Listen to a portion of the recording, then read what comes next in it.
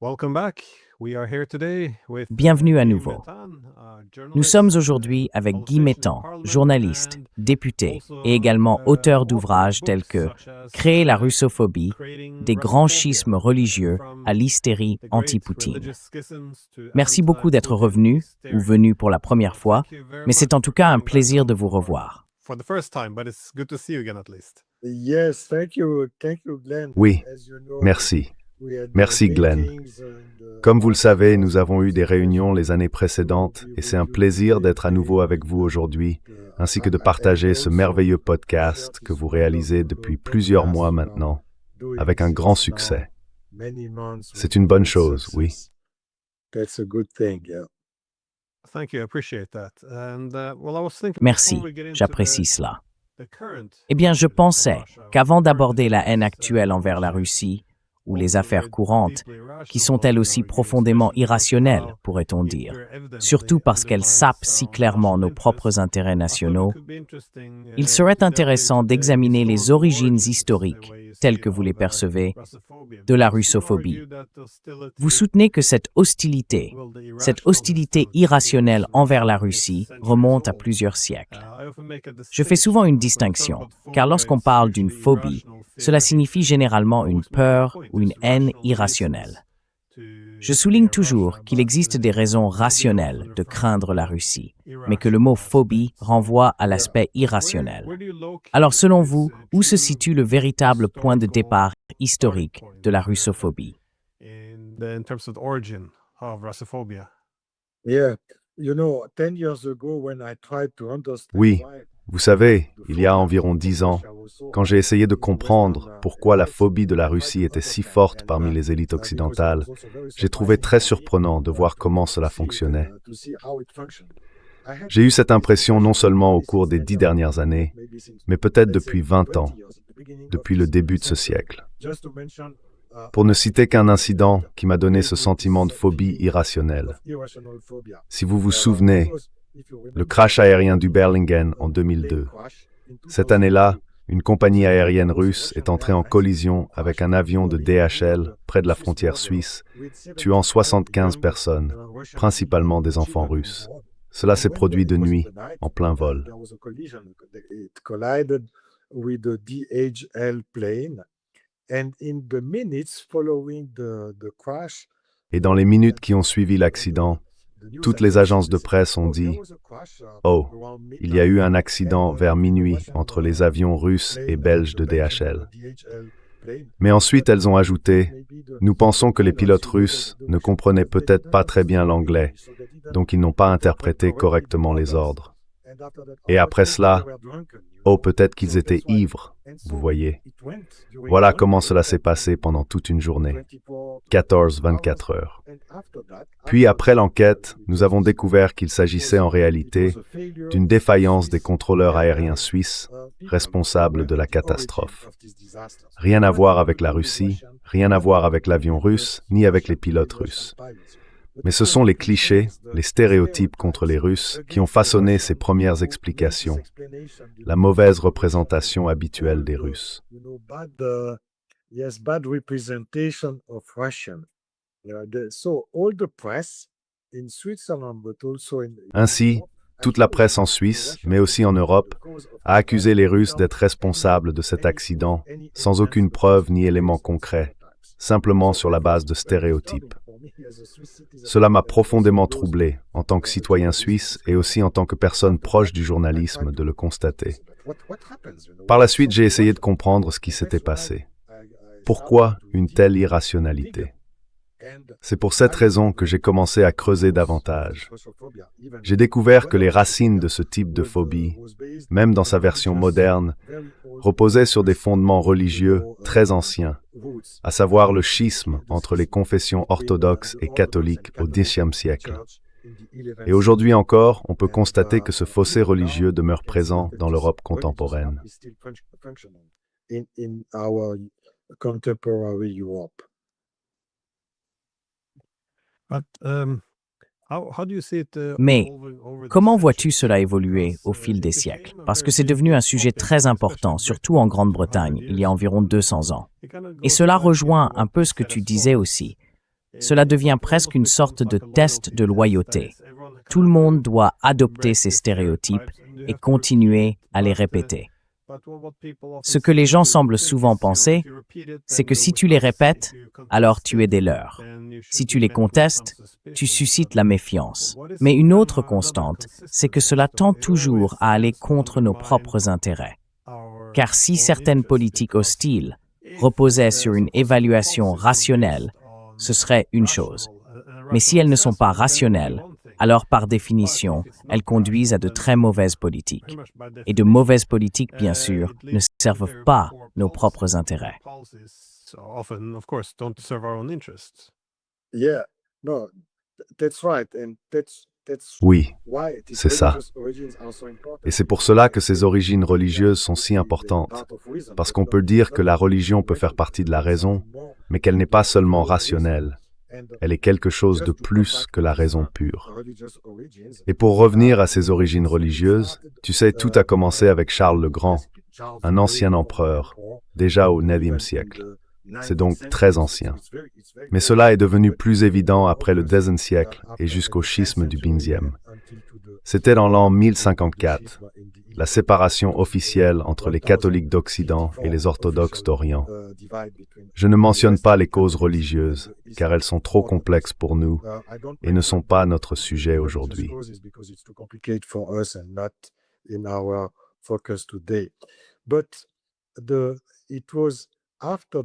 Mais c'est après ce schisme que la propagande catholique a commencé à développer des stéréotypes contre, à cette époque, les Grecs orthodoxes de Byzance, vous savez, à Constantinople.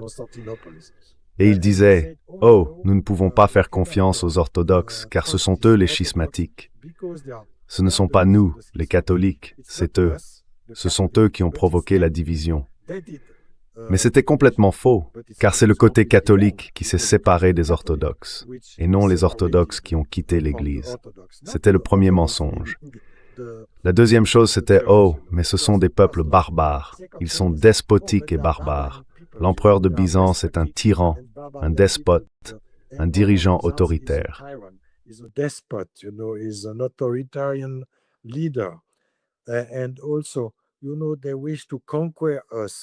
Et aussi, vous savez, ils voulaient nous conquérir. Alors ils ont construit ce discours, ce récit contre les orthodoxes, qui est exactement le même récit utilisé aujourd'hui contre les Russes. Et c'est vraiment, vraiment étonnant. Après l'effondrement de l'Empire byzantin au XVe siècle, lorsqu'ils ont perdu la guerre contre les Ottomans, contre les Turcs, tous ces stéréotypes ont été projetés sur les Russes. Parce que la Russie, à l'époque avec le tsar, mais aussi avec l'Église orthodoxe. Oh, puisque Byzance n'existe plus, nous en sommes les héritiers. Nous prendrons l'héritage religieux de l'Église orthodoxe qui s'est effondré à ce moment-là. Et c'est pourquoi toute cette propagande s'est alors retournée contre les Russes.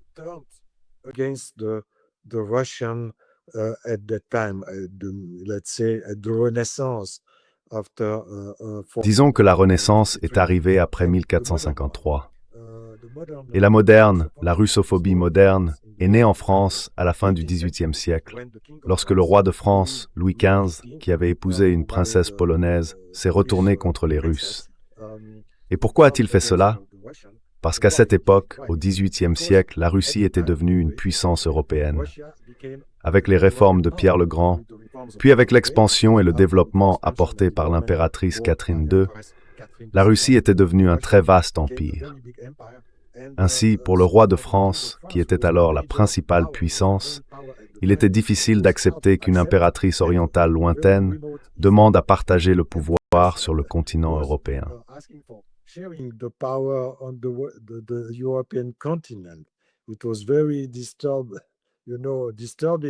C'était très troublant pour le roi de France d'avoir ce rival, ce nouveau concurrent. Et c'est pourquoi il a développé son appareil de propagande. À l'époque, on l'appelait le cabinet noir. Ils ont forgé un faux document intitulé le Testament de Pierre le Grand. Dans ce testament, Pierre le Grand était censé dire à ses successeurs que le but sacré de l'Empire russe était de conquérir l'Occident, d'envahir l'Europe de l'Ouest et de devenir la seule puissance hégémonique du continent. Totalement faux. Mais ce fut le début de la phobie, disons, irrationnelle envers les Russes. Phobia against the Russian. Napoleon used that in 2018. Napoléon a utilisé cela en 1812. Il a publié pour la première fois ce faux document afin de justifier sa guerre préventive contre le tsar russe Alexandre II. Il a déclaré « Oh, mais vous savez, puisque le but des Russes est de nous conquérir, nous devons attaquer les premiers pour empêcher leur invasion. C'est pourquoi nous devons nous mobiliser et envoyer nos armées à Moscou. » Ensuite, les Britanniques ont traduit ce faux document après le congrès de Vienne en 1815. Et même les États-Unis au XXe siècle moderne ont utilisé le même document, adapté et modifié, mais avec les mêmes stéréotypes contre le peuple russe moderne.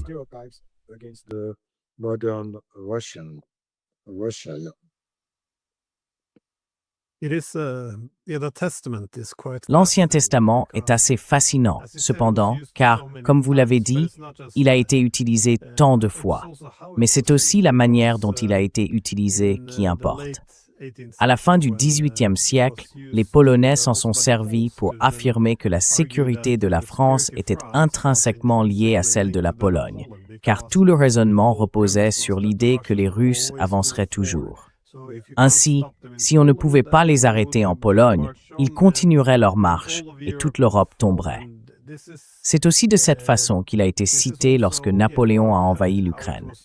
Plus tard, lorsque les Français et les Britanniques ont envahi la Crimée, il a de nouveau été invoqué. Exactement la même chose s'est produite avec Hitler pendant la Seconde Guerre mondiale. Et Harry Truman l'a utilisé au début de la guerre froide. C'est intéressant, car il remplit en réalité deux fonctions.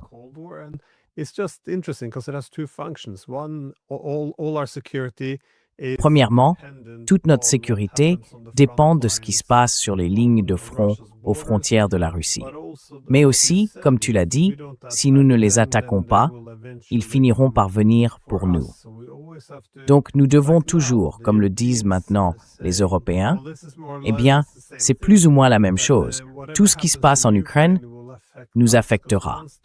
Parce qu'une fois que les Russes auront pris l'Ukraine, ils viendront pour nous, indépendamment de l'idée selon laquelle l'Ukraine ne serait jamais attaquée si elle faisait partie de l'OTAN. Mais c'est en quelque sorte l'idée principale. Et il est intéressant de voir que cela persiste. Maintenant, bien sûr, c'est très...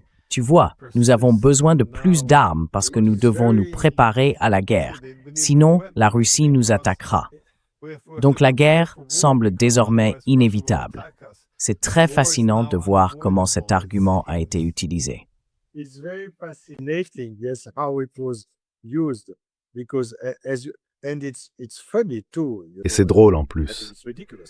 Je trouve cela ridicule, parce que si l'on regarde l'histoire, les Russes n'ont en fait jamais attaqué le reste de l'Europe.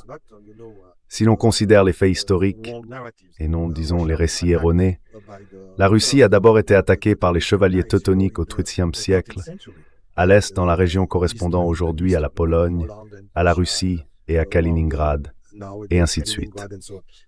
Ce fut la première attaque. La deuxième fut celle des Mongols, la Horde d'Or, également au XIIIe siècle. Et après cela, il y a eu les Polonais. Les Polonais oublient, ils oublient simplement qu'ils ont attaqué la Russie, envahi Moscou et l'ont occupé au XVIIe et XVIIe siècle, vers 1713. Ils ne le mentionnent jamais. They never mentioned that. But the Polish people that attacked Russian. Mais le peuple polonais a attaqué la Russie des siècles avant que la Russie moderne ne pénètre en Pologne. Et après cela, il y a eu Napoléon, les Français, qui ont envahi la Suède.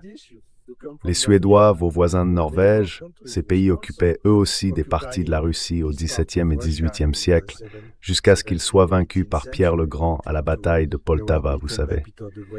Et après les Suédois, il y a eu les Français. Ensuite, il y a eu les Allemands. Et aussi, les Britanniques et les Français ont combattu la Russie lors de la première guerre de Crimée. Donc vous avez des invasions constantes venant de l'Ouest, une de l'Est, celle des Mongols, mais 6 invasions de l'Ouest et rien venant de la Russie. La Russie est venue à Paris une fois, mais c'était après Napoléon. parce que la Russie avait été attaquée par Napoléon. C'était une réaction, pas une décision de leur part de venir.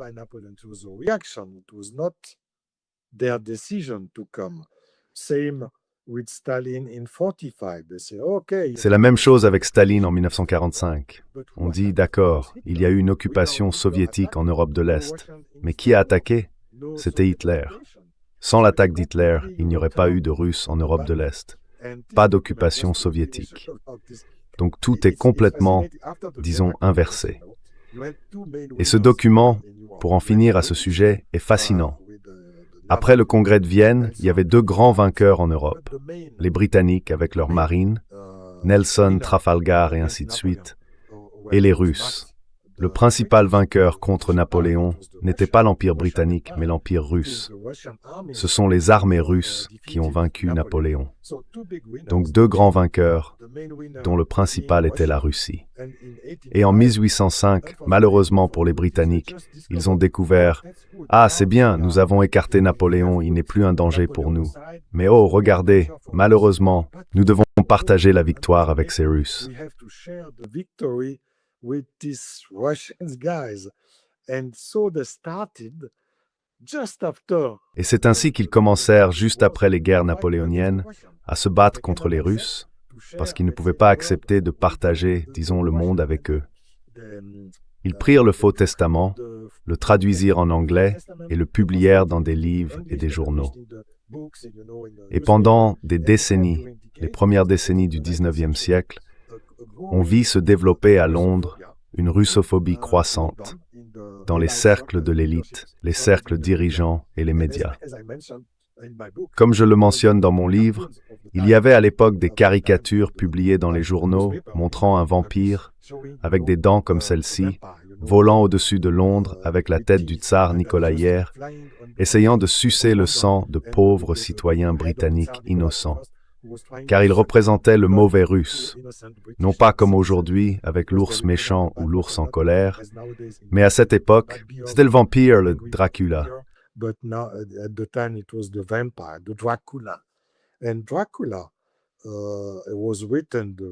Et Dracula a été écrit, le roman a été écrit par Bram Stoker, vous savez, un écrivain impérialiste britannique, afin de discréditer les Russes, car à l'époque, cette partie de la Roumanie était occupée par l'Empire russe.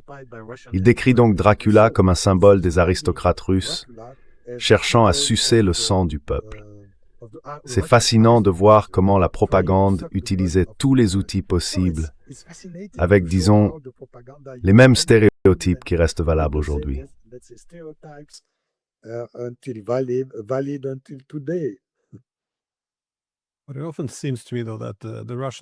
Mais il me semble souvent que les Russes ont toujours tenu ce rôle parfait, celui de notre opposé, du méchant face à notre gentil. Je pense que cela touche quelque chose de très profond dans la nature humaine. Nous avons toujours tendance à nous diviser entre ceux qui font partie du groupe et ceux qui en sont exclus. Les êtres humains trouvent souvent la solidarité à l'intérieur de leur groupe en fonction de qui sont leurs adversaires. Et les Russes ont toujours occupé ce rôle idéal d'adversaire, car si nous étions l'Occident, ils représentaient l'Orient. Nous étions les Européens, ils étaient les Asiatiques. Quand nous disions représenter la civilisation, nous disions que les Russes représentaient les barbares. Et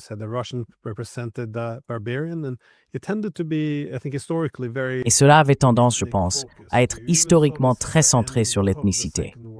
On le voyait même à la fin de la Seconde Guerre mondiale. En 1946, par exemple, Konrad Adenauer écrivait que l'Asie se trouvait sur l'Elbe, donc ici même, l'Asie. Et il y avait même le général américain Patton, que, encore une fois, tout Américain connaîtrait. Il écrivait que nous devons comprendre les Russes, que nous devons réaliser qu'ils ne sont pas européens, qu'ils sont asiatiques, et donc qu'ils ne pensent pas comme nous. Ainsi, si l'on veut comprendre un Russe, on ne peut pas le comprendre davantage qu'on ne comprend un Chinois ou un Japonais. Et la seule chose que nous devons apprendre à leur sujet, disait-il, c'est combien de plomb ou de fer il faut pour les tuer.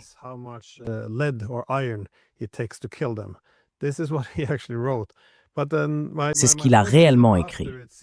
Mais mon point est qu'après la Seconde Guerre mondiale, à cause de la guerre froide et de l'aspect idéologique, nous avons glissé vers une division plus naturelle, nous contre eux, fondée sur l'idéologie.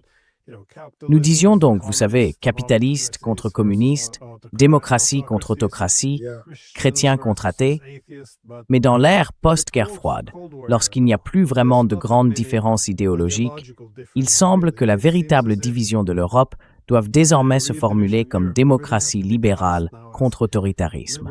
C'est le nouveau substitut pour les gentils contre les méchants.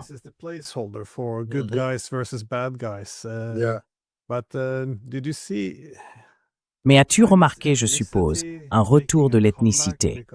Parce que j'ai vu ces commentaires sur l'ADN russe. Je crois que c'était le Washington Post qui disait que maintenant que la Russie se tourne vers l'Est, elle redécouvre son côté mongol issu de la Horde d'Or. C'est le genre de discours qu'on entendait déjà à la fin de la Seconde Guerre mondiale, et cela semble revenir un peu à la mode. Et bien sûr, je pense que la guerre en Ukraine y a contribué. Car dans le récit nationaliste ukrainien, la différence entre les Ukrainiens et les Russes, c'est que les Russes ont vécu sous la domination mongole pendant 2 siècles et demi. Et c'est pour cela qu'ils ne seraient pas de vrais Européens, contrairement aux Ukrainiens. Cela a donc remis la propagande ethnique dans le débat.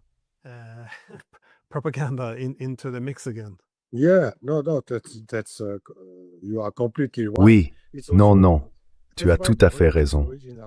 C'est pour cela que les origines religieuses sont si importantes. Parce que dans la religion, on pense en termes de bien et de mal, tu vois. Donc si tu peux dire « Je suis le représentant du bien, mon Dieu est le bon, et les dieux des autres sont les mauvais », c'est pour cela que ces origines religieuses restent si importantes aujourd'hui. Et c'est aussi amusant de voir comment cette division religieuse est encore pertinente, encore active aujourd'hui. Par exemple, il y a cette ligne entre les religions occidentales, protestantes et catholiques, qui vient de la Finlande et des pays baltes, et qui coupe l'Ukraine en 2 parties.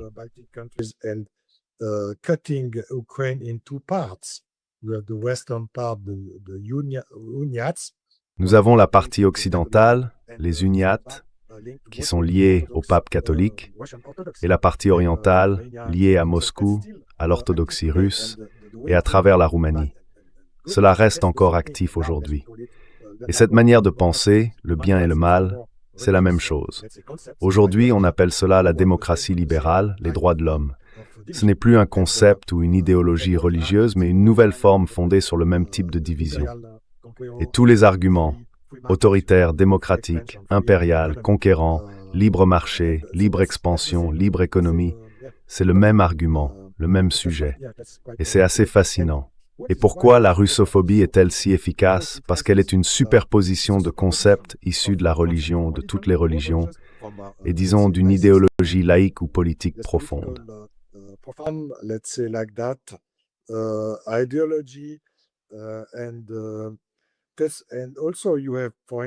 Et puis vous avez par exemple le péril jaune, développé en Europe à la fin du XIXe siècle. Le péril jaune visait à montrer à quel point les Asiatiques étaient mauvais, comment les Chinois et aussi les Japonais menaçaient la culture et la civilisation européenne. Ainsi, le péril jaune, qui est une forme de xénophobie, d'asiaphobie, lorsque vous ajoutez ce péril jaune, cette xénophobie et le rejet des Russes dans le camp des mauvais Asiatiques, c'est une autre manière d'alimenter la russophobie. C'est pourquoi c'est si efficace dans la propagande occidentale.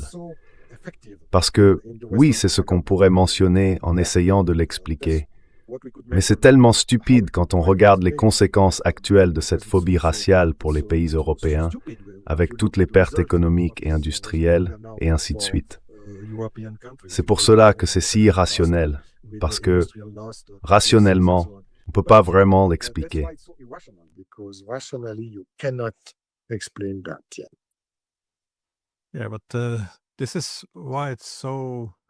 Oui, mais c'est justement pour cela que c'est si puissant. Parce que si les gens adhèrent à l'idée que tout cela consiste simplement à combattre les méchants, alors en somme, tout devient permis. Et je sais que tu es suisse, donc. Tu sais, ils ont sanctionné l'un de tes concitoyens. Un colonel, oui.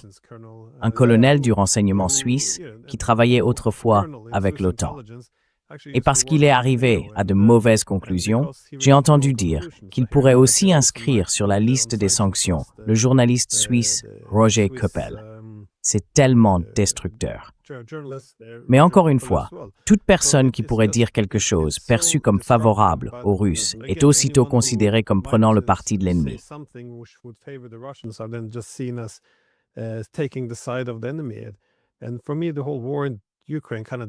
Pour moi, toute la guerre en Ukraine illustre parfaitement cela, car il y a tant d'éléments indiscutables. On ne peut pas les contester sur le plan des faits. Par exemple, l'implication des pays de l'OTAN dans le renversement du gouvernement ukrainien en 2004 comme en 2014 n'avait rien à voir avec la promotion de la démocratie. Elle répondait à des objectifs géopolitiques. C'est bien établi. Nous savons que les États-Unis ont pris le contrôle de presque tous les leviers du pouvoir en Ukraine. Cela aussi est bien documenté. Nous savons que, dès le premier jour, les États-Unis ont commencé à développer le service de renseignement ukrainien à partir de zéro pour en faire un instrument à leur service. Ils ont aidé à reconstruire l'armée sur place, l'ont formée et l'ont armée.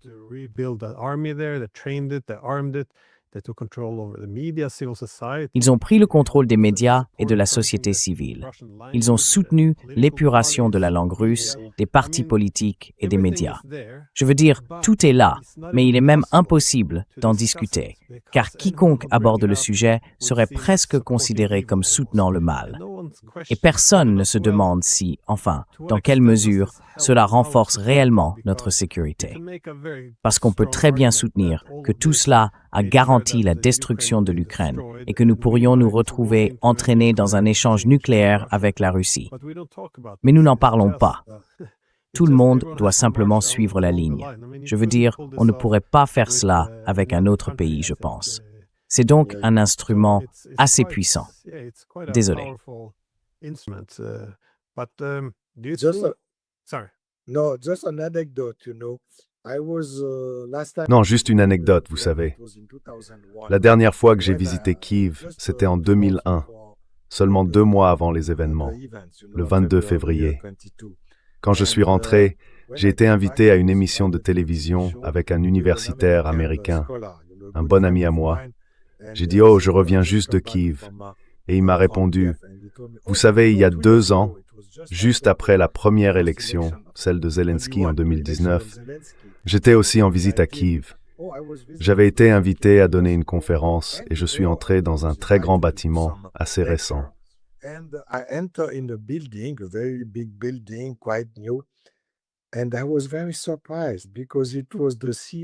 Et j'ai été très surpris parce que c'était le bâtiment de la CIA à Kiev.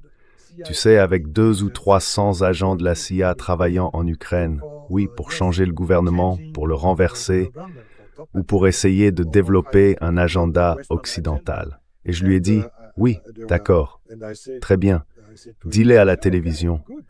Pourquoi ne pas mentionner que tu étais à Kiev à ce moment-là, dans le bâtiment où séjournaient 200 ou 300 agents de la CIA?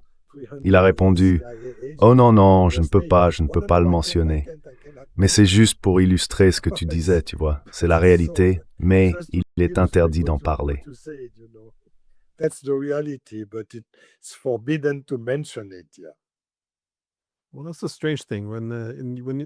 Eh bien, c'est une chose étrange.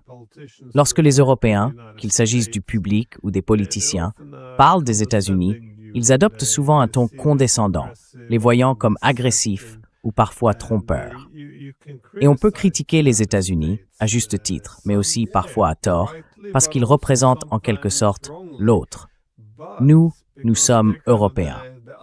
Mais dès que les Russes entrent en jeu, dès qu'on parle de la Russie et que l'on dit « Eh bien, peut-être que la stratégie américaine ne tourne pas autour du développement de la démocratie en Ukraine. Peut-être qu'il s'agit de géopolitique. Tout change. »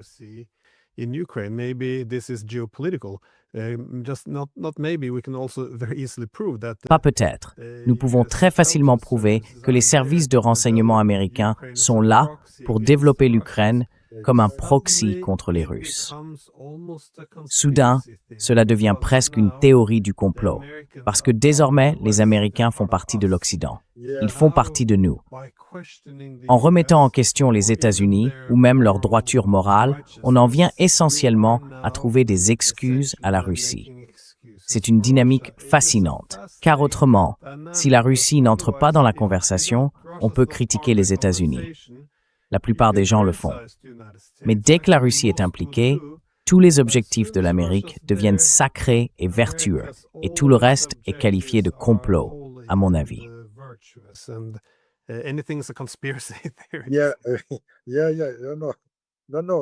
Oui, oui, oui. Non, non. C'est fascinant de voir à quel point la Russie est en quelque sorte un sujet tabou, tu sais, dans tous les sens du terme, dans le récit et l'explication occidentaux, même dans le milieu universitaire. Ce qui est surprenant, c'est que même dans le monde académique, toi tu es professeur à l'université, moi je suis dans les médias, mais c'est un véritable tabou, à la fois dans les universités et dans les médias, d'essayer de dire la vérité. Quand tu expliques par exemple que Victoria Nuland a mentionné les 5 milliards de dollars investis, elle a dit cela en décembre 2013, juste 3 mois avant le coup d'État du Maïdan. Tu peux le trouver dans les archives du Congrès. Elle a dit « Nous avons investi 5 milliards de dollars. Maintenant, nous attendons d'être remboursés pour cet investissement. »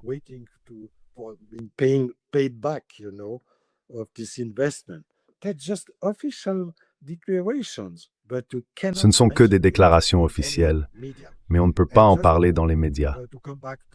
Et pour revenir à Jacques Bourg et aux sanctions contre Xavier Moreau, Jacques Bourg et Nathalie Young, une autre militante suisse, une femme originaire du Cameroun et de la Suisse, elle a la double nationalité. Elle a également été sanctionnée par le même type de mesures en mai ou juin de cette année. Il y avait aussi 2 journalistes allemands, très importants, qui ont été sanctionnés l'année dernière lors de la première vague de sanctions. Je voulais donc mentionner ces collègues aussi, pour ne pas les oublier d'ailleurs.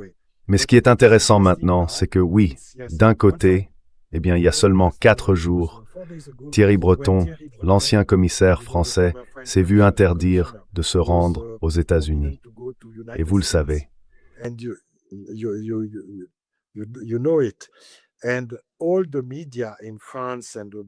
Et tous les médias, en France comme à l'étranger, ont dit « Oh, c'est incroyable. Les États-Unis sanctionnent Thierry Breton. C'est un nouveau mécanisme. La liberté d'expression n'est plus permise et les États-Unis interdisent désormais la libre parole parce qu'ils sanctionnent Thierry Breton. » C'est donc complètement contradictoire. Cela s'est produit seulement une semaine après que l'Union européenne a décidé de sanctionner Jacques Bourg, Xavier Moreau et d'autres pour des questions de liberté d'expression. Il y a une contradiction totale, vous savez, dans le même esprit, à seulement quelques jours d'intervalle. Voilà le premier point. Et le second, pour évoquer les États-Unis, ce qui m'intéresse, c'est qu'aux États-Unis, on dispose en réalité de plus de liberté d'opinion, de plus de liberté d'expression qu'en Europe, grâce au premier amendement de la Constitution.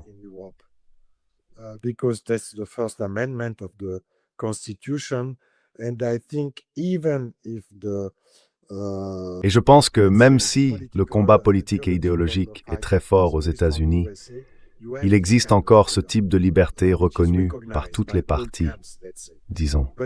Mais en Europe, ce n'est plus le cas, comme on l'a vu avec les sanctions contre Jacques Bourg, Xavier Moreau et d'autres universitaires russes. Je veux dire, on peut comprendre des sanctions contre des figures militaires russes ou des services secrets, cela peut se comprendre. Mais pas contre des universitaires, contre des chercheurs ordinaires qui essayent simplement de comprendre et d'expliquer le monde. Cet autoritarisme européen croissant est donc très inquiétant.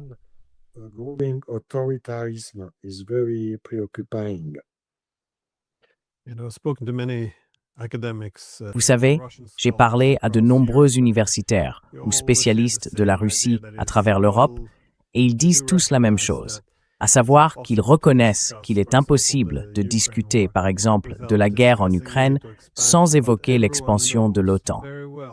Mais tout le monde sait très bien que si vous abordez ce sujet, c'est quelque chose que le Kremlin a déjà dit.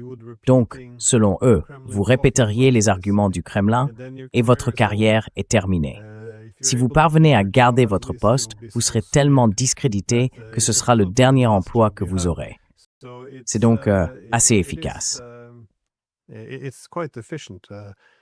It's the same taboo as with the woke language, C'est le même tabou que pour le langage woke, tu sais. Si tu utilises un langage non woke sur les campus américains, ta carrière est complètement brisée. C'est le même type, disons, d'interdiction liée à la correction politique, une interdiction des vrais mots, de la vérité. Avec la Russie, c'est exactement le même comportement. Et oui, ta carrière universitaire ou médiatique en tant que journaliste sera détruite en 1 minute si tu le fais. Mais c'est un signe de véritable censure, comme autrefois avec l'Église catholique et l'Inquisition qui cherchaient à condamner les gens.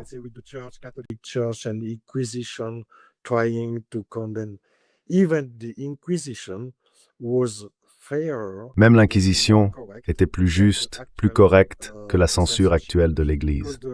Car pendant l'Inquisition, on avait droit à une procédure régulière, à un véritable procès.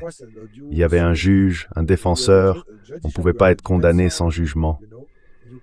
Mais aujourd'hui, avec ce type de sanctions, on est condamné sans aucun jugement. On ne sait même pas quelle loi on enfreint lorsqu'on est frappé de sanctions. Et c'est une grande différence. Je pense que notre situation en Europe est en réalité pire que celle des temps inquisitoriaux. Than in the ancient inquisitorial times. Je suppose que le problème, cependant, c'est qu'il ne peut pas y avoir de loi, car on ne peut même pas comparer les actions. On peut bien sûr comparer ce que la Russie a fait avec ce que l'Occident a fait.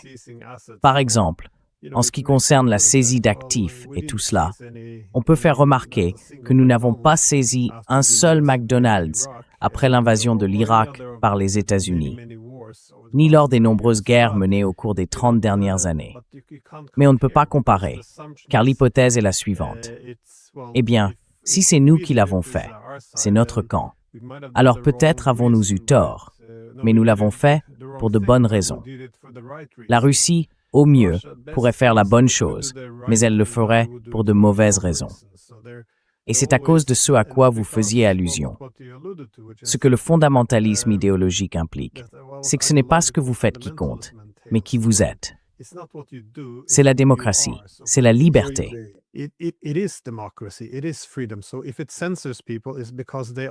Donc s'ils censurent des gens, c'est parce qu'ils sapent la liberté. Ils sapent la démocratie. Ainsi, si vous faites progresser votre propre pouvoir et votre propre position dans le monde, vous faites progresser la liberté et la démocratie. C'est là le problème quand on lie un idéal à une entité de pouvoir. Ça devient, oui, absurde. Mais je voulais te demander, dans quelle mesure penses-tu que les journalistes occidentaux sont aujourd'hui conscients qu'ils ne font que reproduire tout ce cadre russophobe? Ou bien ne se rendent-ils pas compte de ce qu'ils font? Parce que une partie du problème, c'est que l'on manipule certaines des hypothèses sous-jacentes. Il n'est pas nécessaire de se réunir dans une pièce enfumée pour se mettre d'accord sur la manière de présenter la Russie. Si tout le monde adhère déjà au postulat qu'il s'agit d'une lutte entre la liberté et l'esclavage ou entre la démocratie et l'autocratie, alors la propagande s'écrit d'elle-même et les stéréotypes suivent. Yeah, in my view, the journalists, I mean À mon avis, les journalistes, enfin je veux dire les journalistes dans le domaine des relations internationales, savent très bien ce qu'ils font. Ils essayent de le dissimuler, mais au fond d'eux, ils le savent. Ils savent qu'ils sont liés à l'OTAN, à l'idéologie atlantiste et néoconservatrice. Ils ne sont pas fous, si je puis dire, et je l'ai constaté dans ma propre expérience journalistique. Mais ils sont devenus tellement proches de cette manière de penser, disons, de la pensée atlantiste, qu'ils n'en ont plus conscience au quotidien, même si en réalité ils le sont. Vous savez, il y a eu, je crois, en 2014, un journaliste allemand, Udo Ulfkott, qui a publié un livre sur les journalistes corrompus. the corrupted journalist.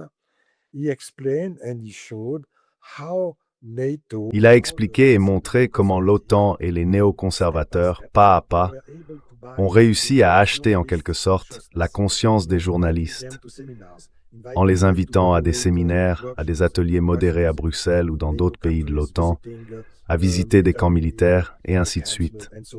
Il les invitait dans de bons hôtels et tout cela.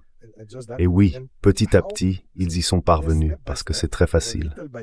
Il y a peut-être 40 ou 50 médias importants en Europe, donc il suffit de convaincre, disons, une cinquantaine de personnes d'adopter vos idées, vos idéaux, ou, disons, de les corrompre pour qu'ils partagent votre point de vue.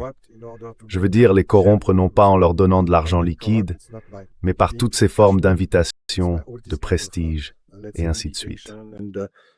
Prestige and so on. And it's like it functioned even when I was chief editor. Et c'est comme si cela avait fonctionné. Même lorsque j'étais rédacteur en chef de mon journal, j'ai vu ce genre d'invitation tant de fois. Je me souviens avoir été personnellement invité en Yougoslavie pendant les guerres yougoslaves en 1993, à Sarajevo. Nous étions invités, une quinzaine ou une vingtaine de rédacteurs en chef français, de directeurs de télévision, de vedettes du journalisme. Tout était entièrement pris en charge. Une invitation de l'OTAN, officiellement de l'ONU à l'époque, mais disons surtout de l'OTAN. Tout était couvert, hôtel, avion, tout. Et pourquoi faire? Une fois sur place, j'ai découvert que c'était une invitation complètement factice, car nous étions censés relayer le récit de l'époque, le bon bosniaque ou bosniaque, disons le bosniaque musulman, contre le méchant serbe. Against the bad Serbian. So all the invitation was. Donc toute l'invitation a été faite et organisée pour promouvoir ce récit et nous amener à le relayer.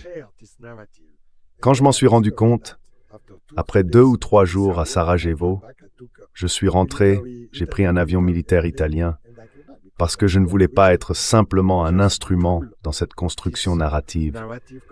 C'était il y a 30 ans.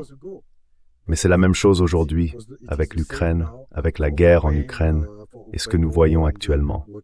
Et c'est très, très efficace. Avec la crise de la presse, avec tant de journalistes touchés, et avec la concurrence entre les médias, c'est encore plus facile de le faire aujourd'hui, car il y a moins de journalistes à, disons, corrompre.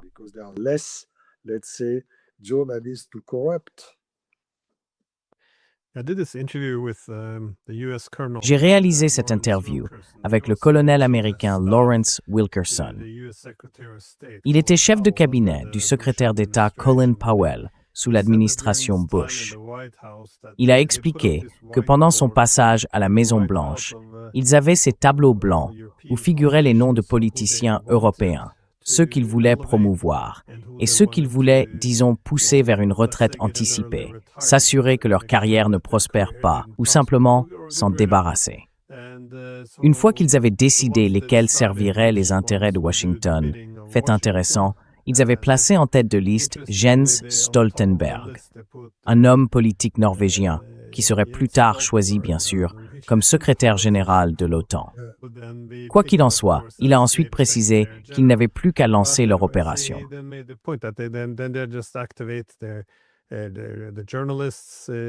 Les journalistes à travers l'Europe, les ONG, leur influence au sein des gouvernements, les groupes de réflexion, la manière dont ils utilisent tous ces mécanismes pour décider qui doit représenter l'Europe, parce que ça ne devrait pas être laissé à la démocratie.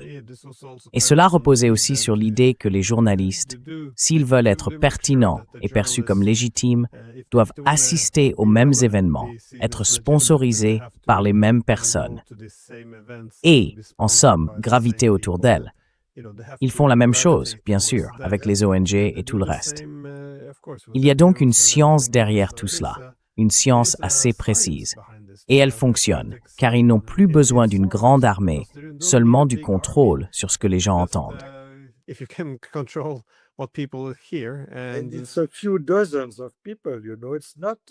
ce n'est qu'une poignée de personnes, vous savez. Ce ne sont pas des milliers de gens, juste quelques dizaines, peut-être quelques centaines, disons. Mais c'est un groupe très restreint. Et vous savez, on peut très facilement les acheter. On leur accorde des bourses pour aller à Harvard ou à la Columbia School of Journalism, ou une invitation de 3 mois aux États-Unis pour étudier le journalisme ici et là. Ou bien on leur donne des scoops. Je connais un journaliste suisse qui a reçu, disons, des soi-disant scoops directement d'un agent de la CIA à l'ambassade des États-Unis à Berne, du genre « Oh, vous devriez enquêter sur cette affaire. Peut-être qu'un oligarque russe proche de Poutine fait quelque chose de louche. » Et on lui remet des documents à l'apparence officielle. C'est ainsi que commence une enquête.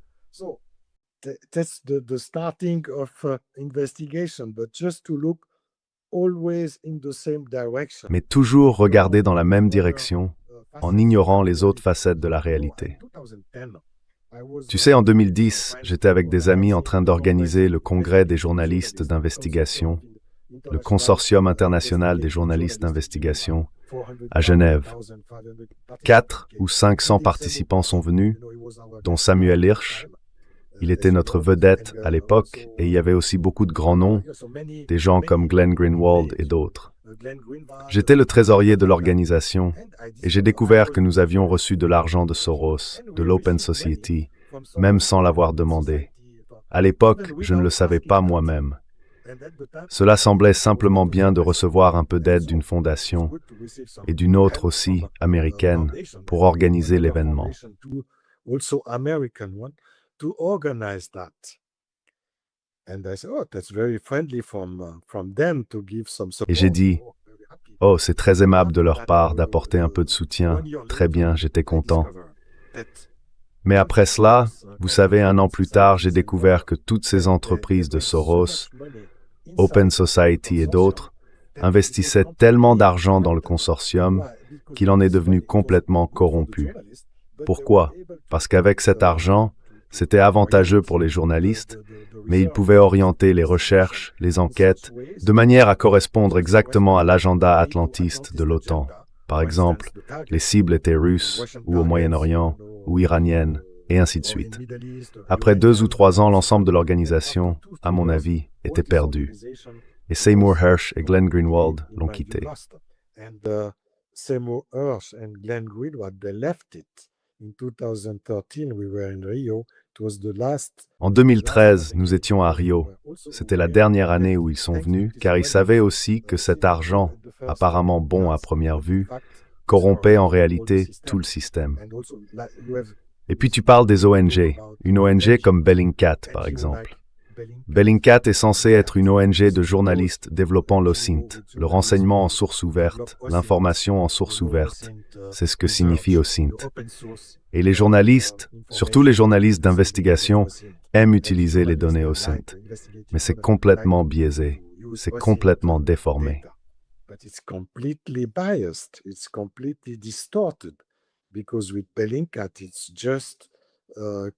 Parce qu'avec Bellingcat, c'est très proche du MI6 britannique, tu sais, pour façonner le récit des médias. En Angleterre, il y a ce Government Communications Headquarters, le GCHQ, avec environ 7000 employés qui collectent des données chaque jour et façonnent aussi le récit. Ensuite, ils le transmettent aux agences de presse, aux grands médias. Et c'est comme ça que ça fonctionne en réalité. C'est pas seulement un journaliste corrompu, c'est tout un système. Et c'est pour cela qu'il est si difficile de lutter contre les ONG, les universitaires, les services de renseignement, les médias et aussi les propriétaires.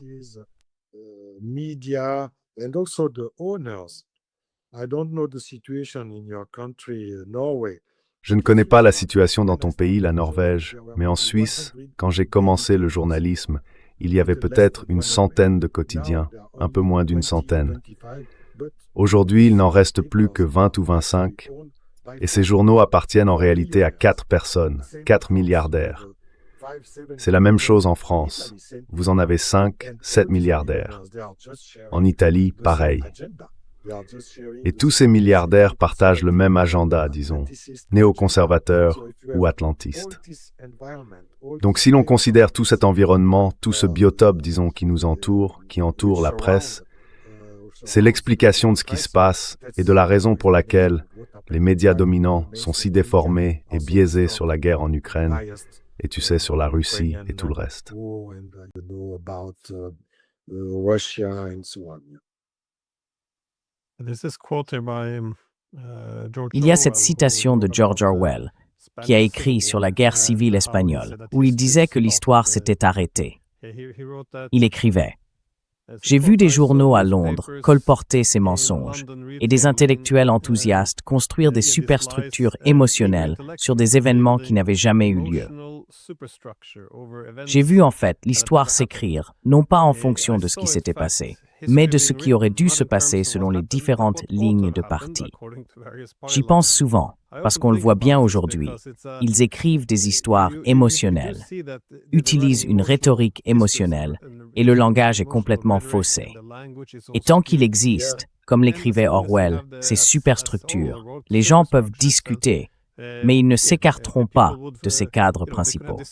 Oui, si je peux poser une dernière question, puisque vous avez écrit Russophobia il y a presque 10 ans, si vous deviez le mettre à jour aujourd'hui, quel chapitre pensez-vous que vous ajouteriez?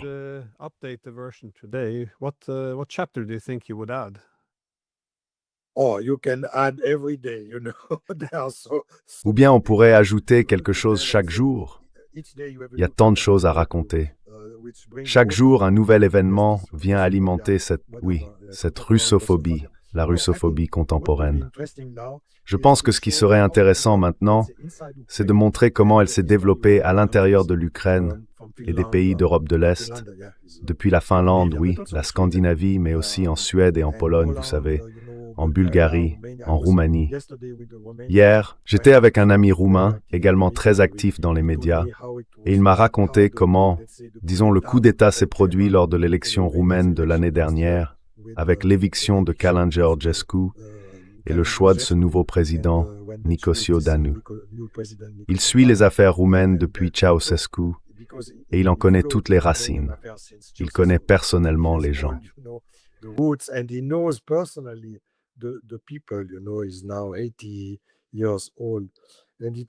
Il a maintenant 80 ans et c'était fascinant, comment dire, de voir cela aussi en Moldavie. Pour moi, il pourrait être intéressant d'essayer de comprendre cela. Nous avons une explication apparente car il y a eu l'occupation soviétique qui n'était pas très agréable, tyrannique à l'époque, pendant plus de 40-45 ans. Et cela, on peut l'expliquer. Je pense qu'on peut comprendre que le régime soviétique n'était pas très agréable et qu'il y avait un certain ressentiment envers le peuple soviétique. Mais les soviétiques ont maintenant disparu. Il y a désormais une nouvelle Russie. Pendant environ 10 ans, disons de 1990 à 2000, avant Poutine, si l'on n'aime pas Poutine, disons avant Poutine, il y a eu 10 ans sans domination soviétique, avec la démocratie ou une sorte de démocratie en Russie. Democracy or some kind of democracy in Russia. And why now, Et pourquoi maintenant, alors que les soviétiques ont disparu, y a-t-il autant, disons, de ressentiment envers les Russes modernes, qui n'ont rien à voir avec le passé soviétique? Peut-être que c'est un nouveau sujet, essayer de mieux le comprendre et de trouver des solutions, de développer cette réflexion sur ce sentiment. Je dois aussi ajouter que cette russophobie vient uniquement de l'Occident.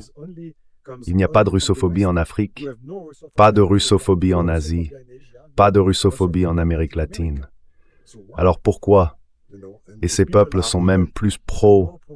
Vous savez, si on leur demande, ils sont en réalité plus favorables à la Russie qu'à l'Europe ou à l'Occident. C'est donc nouveau, complètement nouveau aujourd'hui. Et c'est pourquoi je suis optimiste, juste pour conclure sur une note d'optimisme.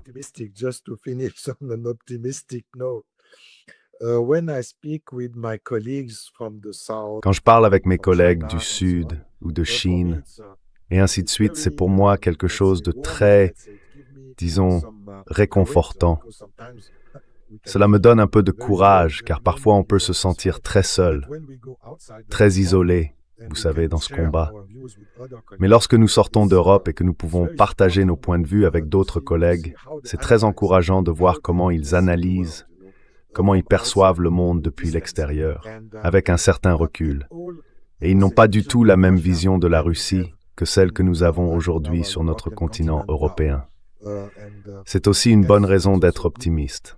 Et je pense que cette haine de la Russie, cette hostilité, se retournera un jour contre ceux qui la nourrissent. Je ne sais pas quand, mais je suis sûr que cela arrivera, tôt ou tard. I don't know when, but I am sure it will come one day or another one.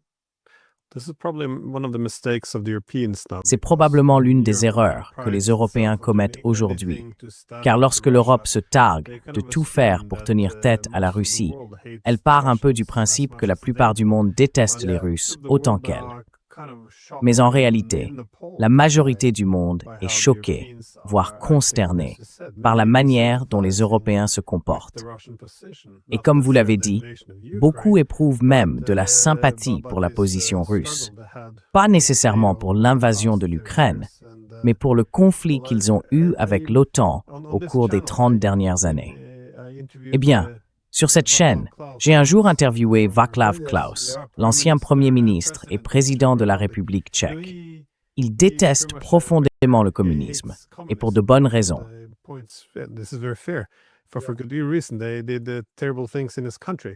Ils ont fait des choses terribles dans son pays. Mais il a eu une fois une citation que j'ai toujours trouvée brillante, liée à la russophobie. Il disait qu'il connaissait beaucoup de gens dans son pays qui détestaient tellement le communisme qu'il disait « Oh, je déteste tellement le communisme que je ne peux même pas lire Dostoïevski. » Vous savez, celui qui est mort en 1881. Oui, mais c'est justement le point. Si j'étais polonais ou tchèque, je détesterais aussi le communisme. On peut même avoir une haine post-communiste et des rancunes historiques envers la Russie tsariste.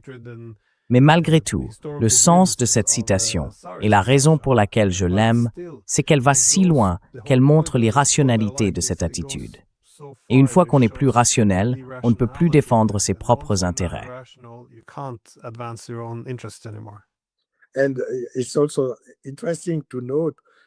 Il est également intéressant de noter que le seul dirigeant européen héritier de l'époque soviétique, je veux dire Orbán en Hongrie, vient d'un pays qui a lui aussi souffert sous la domination soviétique. En 1956, les Hongrois ont fait une révolution. Ils ont essayé de se débarrasser du contrôle soviétique. Ils étaient donc très anti-russes pendant le régime soviétique. Mais aujourd'hui, ce n'est plus le cas. C'est donc un contre-exemple montrant comment, disons, un dirigeant rationnel peut agir sans russophobie. En tant qu'ancien anti-soviétique, cela prouve que c'est possible. Je veux dire, aujourd'hui en Europe occidentale, tout le monde n'aime pas Orbán, mais en réalité, c'est le seul dirigeant qui agit de manière rationnelle. Il a dit « C'était le passé. Nous ne les aimions pas dans les années 950, 960, 1970, mais maintenant, c'est fini. C'est le passé. Traitions-les comme nous traitons les autres nations, les autres pays. » C'est peut-être aussi une question d'optimisme. Il serait possible de le faire. Vous savez, c'est possible.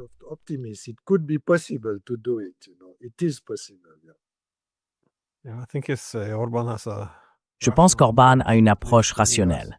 Au moins, quand il parle, il avance des arguments solides, pas la même rhétorique émotionnelle. Exactement. C'est ce dont nous avons besoin en Europe en ce moment. Mais oui, merci beaucoup, et je laisserai un lien vers ton livre « Russophobia » dans la description. Désolé, mon anglais n'est pas parfait. Je parlais autrefois français, mais j'essaie de faire de mon mieux.